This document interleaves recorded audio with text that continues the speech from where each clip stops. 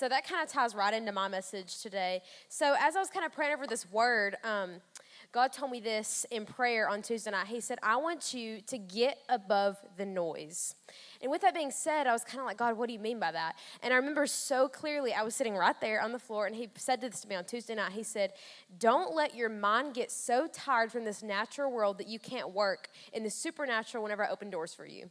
Okay, so whenever he said that, I just kind of sat there for a second. I was like, wow, God, help me understand that a little bit more. And here's kind of what he began to show me. He said, a lot of times, teenagers and even you get in this season of life where you get so worried about what everyone else is doing. You get so worried about all this other stuff that whenever I'm opening up doors for you, whenever I'm trying to move and I'm saying, okay, I want you to go and do this. I want you to step out and do this.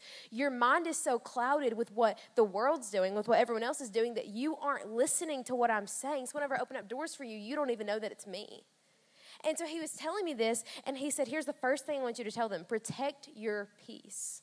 And what that means is I'm going to step out of conversations at school. I'm going to step away from certain people. I'm going to step away from certain groups. I'm not going to go to that party. I'm not going to go hang out with those people. Because why? I'm protecting something so much greater.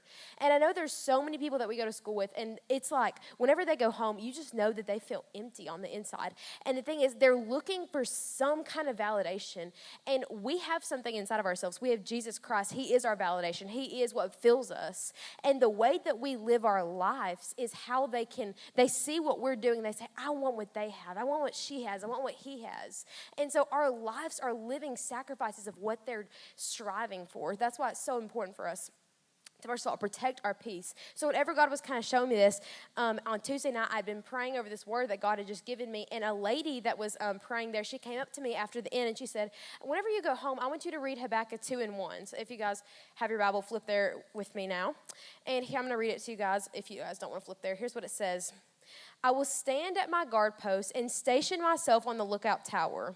I will watch to see what he will say to me and what I should reply about my complaint.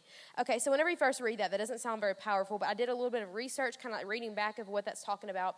And during this time, Habakkuk in the Bible, he is like, and a little bit above this, he's like talking about his complaints or things in his life that he needs help with. And he's praying out to God. And then after that, he says all the things that he needs God to move in his life. He says this, now I will stand at my guard post. He says, I will station myself on the lookout tower. And I was kind of like praying. I was like, God, what does this mean?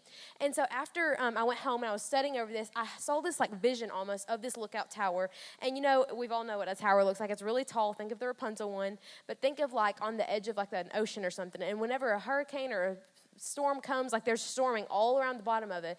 But the thing is, this lookout tower, the top where the people are sitting, are at the very top looking above the storm. And I love that image that Jesus is almost like representing, that Habakkuk like is representing in this moment. Because he's saying, yes, I know that I'm in the middle of a storm. My roots are in a storm. Like I'm physically in the middle of a storm, but I'm so much higher that I'm not even thinking down there. I'm looking above it. And I think almost that's what Jesus is trying to portray in this moment, saying, now whenever you're waiting on me, don't wait down in the storm. Don't wait down in the natural world where everyone else is dwelling. No, get above everyone else so you're not worried about the drama. You're not worried about the petty little stuff that's not going to matter in a year from now, in a month from now. Get above it. Protect your peace. And I love that he's setting it up saying, God, I'm waiting on you, but I'm not waiting on you down here. I'm waiting for you up here. That's what he's saying in this time. So I love that because it's saying, God was just beginning to show me, he said, I want you to wait for me above the storm. And that's what he was saying in this moment. And so with that being said, I felt God kind of like tell me this. He said, I want you to tune into me and wait for me to move. Don't ever get into a place whenever you put other voices louder than mine. My voice has to be the loudest in your life. And so I began to pray, God, I value your voice above my next breath. Every day I would wake up and I'd say, God, I value your voice above my next breath. There's nothing in this world that satisfies me except for you. So I will value you like how you matter, like how much you matter to me. And so as I was kind of praying over this word, I was talking to my mom about it actually. And I was telling her like all my words and all that stuff. And she said, I want you to look up what eagles do during storms. So I went on my phone and I looked it up, and I'm actually going to read to you guys exactly what Safari pulled up. Here's what it says. When it rains, most birds occupy shelter. However, the eagle is the only bird that will fly above the cloud to avoid the rain. And right there, I was just kind of like, that kind of like struck my attention. So I began to kind of like read a little bit more on some sites. And here's what it says. all of these birds, whenever a storm comes in, they go and they hide in the middle of the storm under these leaves, under trees. They do whatever they can to hide from the storm. But what do eagles do? They get above it. So they can keep on going. They can keep on flying, but not down in the storm, but instead of above it. And so with that being said, my mom kind of told me about this verse, and it's in Isaiah 40:31, if you guys want to flip there with me. And this verse is talking about eagles. And here's what it says. And those who trust in the Lord will renew their strength. They will soar on wings like eagles. They will run and not grow weary, and they will walk and not grow faint.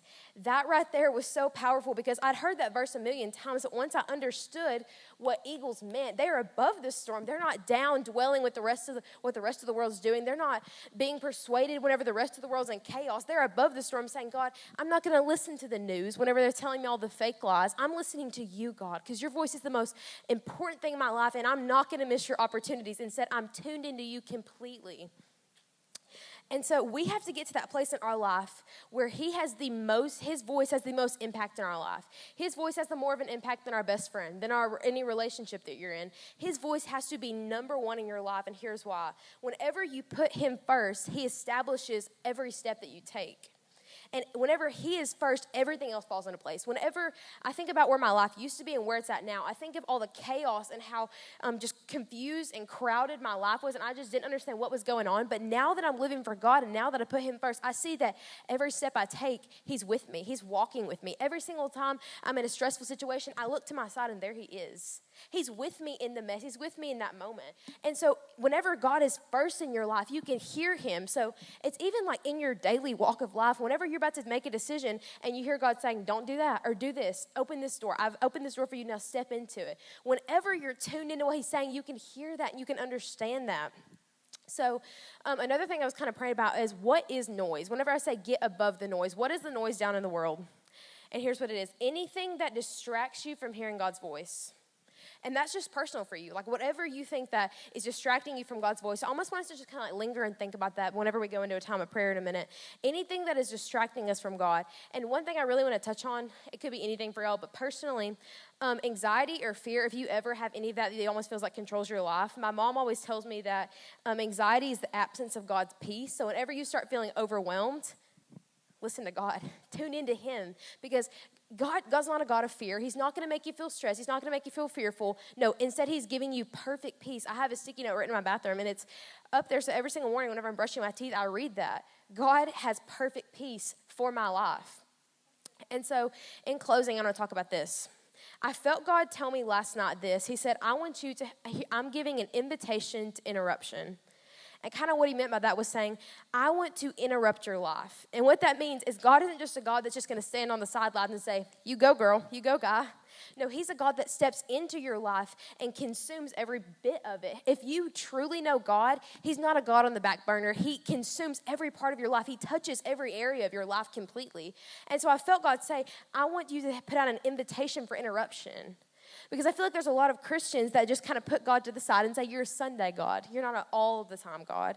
But I felt like he wanted me to just put that out there and say, I'm ready to interrupt people's lives so they can start running with me, so they can start hearing my voice, so they can soar like eagles. So I just want to tell you guys, whenever God steps into your life, every area of your life will change. And so as the worship team comes up, I just want to kind of go into a time of prayer.